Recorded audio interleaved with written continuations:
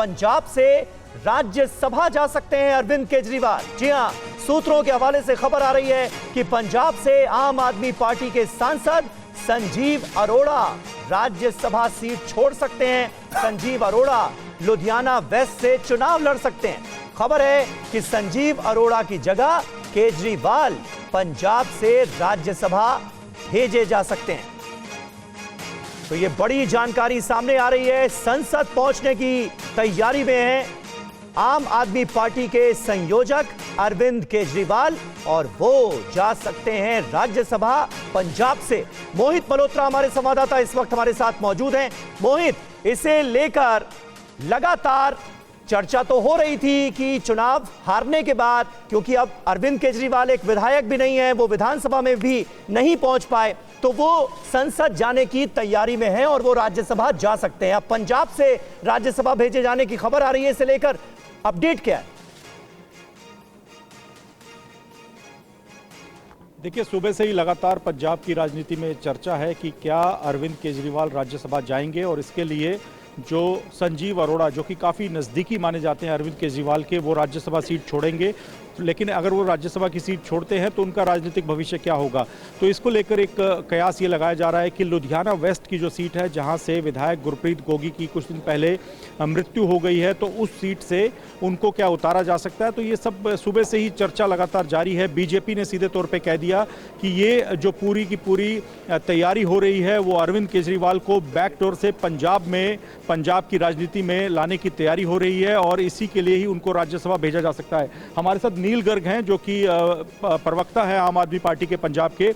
नील जी, ये सुबह से चर्चा चल रही है और बीजेपी कह रही है कि पावर हंग्री हैं अरविंद केजरीवाल, उनको बैकडोर से पंजाब की राजनीति में, पंजाब की सत्ता में लाने की तैयारी की जा रही है। वो राज्यसभा की सीट हासिल करना चाहते हैं। इस पर पार्टी का आधिकारिक तौर पर क्या स्टैंड है?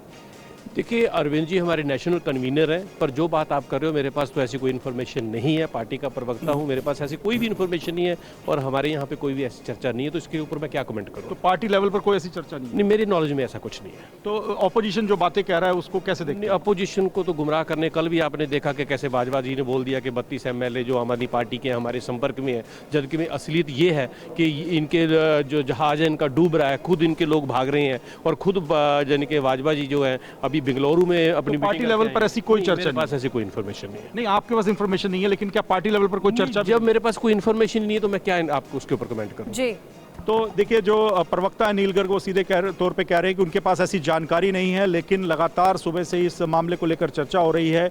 बीजेपी और कांग्रेस से आरोप लगा रहे हैं कि अरविंद केजरीवाल पंजाब की सत्ता में एंट्री करना चाहते हैं, और उसके लिए राज्यसभा के माध्यम से उनको एंटर करवाया जा सकता है। ठीक है मोहित, हमारे साथ आप जुड़े रहिएगा। कुमार कुंदन हमारे सहयोगी भी हमारे से जुड़े हुए हैं। कुमार कुंदन, अभी आपने सुना आम आदमी के प्रवक्ता नील गर्ग से बात कर रहे थे मोहित, जिन्होंने कहा कि मेरे पास ऐसी कोई जानकारी नहीं है, लेकिन अंदर खाने क्या खबर है, क्या राज्यसभा जाने की पूरी तैयारी हो चुकी है अरविंद केजरीवाल की?